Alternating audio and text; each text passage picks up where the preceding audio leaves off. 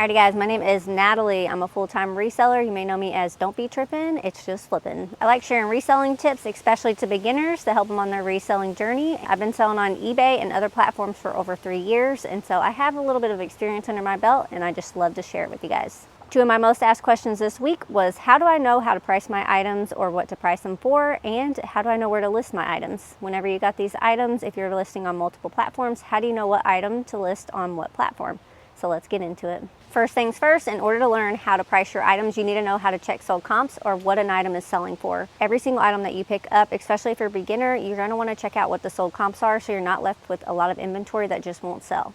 As you gain experience over time, you get better at picking out items and you won't have to check sold comps on every single item. But until then, if you are a beginner, make sure you're checking sold comp. When I check sold comps, I don't go based off sell-through rate. If an item has sold in the last 90 days and it's cheap, I'll pick it up. In order to know how to price something, you need to know how to check what an item is selling for. Basically, you're going to do that by using your Google Lens app, and I'm going to show you exactly how. If you don't have this app downloaded on your phone, this is for iPhone. They probably have it on Android also. Go ahead and download it, you guys. This is going to be one of the best tools to help you out on your reselling journey, and it's free. All you need to do is take an image of the item you're wanting to look up or use an item from your phone. This is going to bring up any like items that are similar to yours. I usually click on the ones that are on eBay, and then I copy the title. Now, when you go into the eBay app, you're going to go into the search bar, and then you're just going to paste this into the search bar. This is going to bring up items similar to whatever's in the title. So what I like to do is go to filter, sold and completed, because we want to know what's actually selling, not just what somebody has it listed for. What I do next is scroll down until I find one that looks pretty similar to my listing, and I'm going to go ahead and click on it and then click sell one like this. These sold for $50 with the title that it has currently, so I'm just going to change the size or anything else that I need to change. So if I needed to change the color, I would change the color.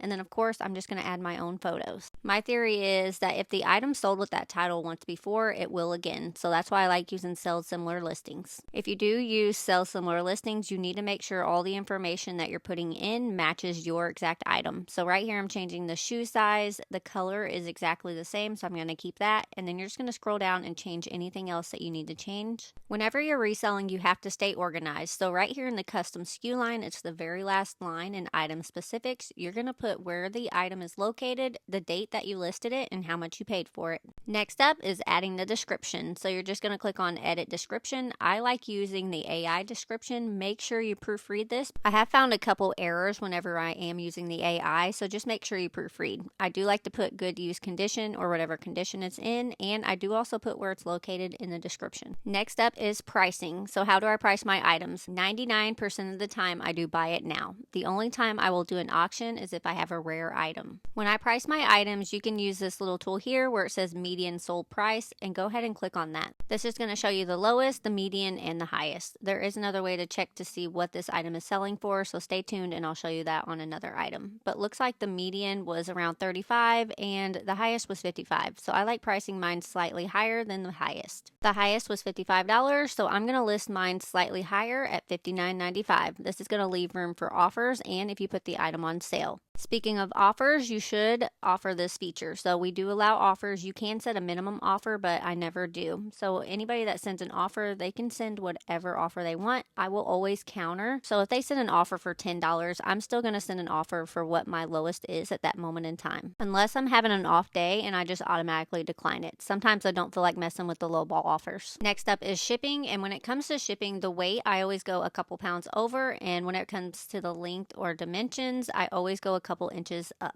So I did 5 pounds, 15 by 12 by 6. This item will probably go in a 12 by 12 by 6 box. We use eBay's calculated shipping, so the price is going to be based on distance or how far the item has to travel from us to the buyer. We're not quite done with the listing yet. We do promote every single one of our listings. We promote between 5 to 7%.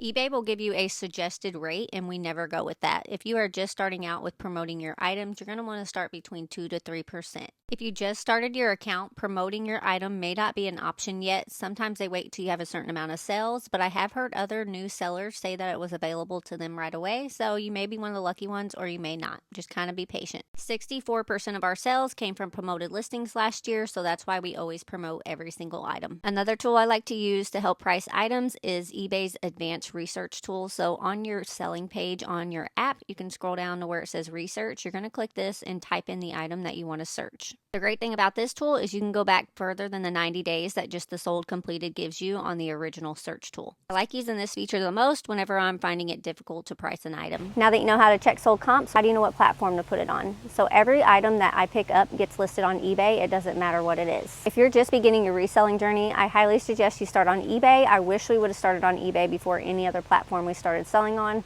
That's my number one piece of advice. Start selling on eBay first. So everything gets listed on eBay. When it comes to Mercari, every item gets listed on Mercari as well, unless it's a huge item and weighs a lot. So if it does weigh a lot, I keep it off of Mercari just because the shipping prices get crazy and outrageous. When it comes to Poshmark and listing items, I usually choose items under 5 pounds. So whenever you're selling on Poshmark, if the item is under 5 pounds, you can ship through USPS Priority.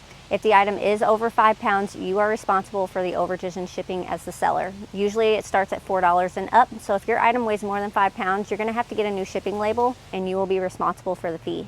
And that's why I don't list items over 5 pounds, because whenever it comes to shipping on all platforms I sell on, buyers pay for shipping. I just don't want shipping charges coming out of my profits. Depop is another platform I sell on. I do like selling on Depop, but the sales are slow. So they come in waves, usually about 2 or 3 a week. When it comes to Depop, I like to list clothing, shoes, purses, and hard goods that don't weigh a lot. Shipping on Depop can get a little expensive. I have heard about doing third-party shipping through Pirate Ship and other third-party shipping, but I like to keep the shipping on the platforms just for insurance purposes. I do think Pirate Ship has insurance, but I just need to look more into it. That's pretty much it, guys. If you have any other questions, leave it in the comments. Don't be tripping, it's just flipping.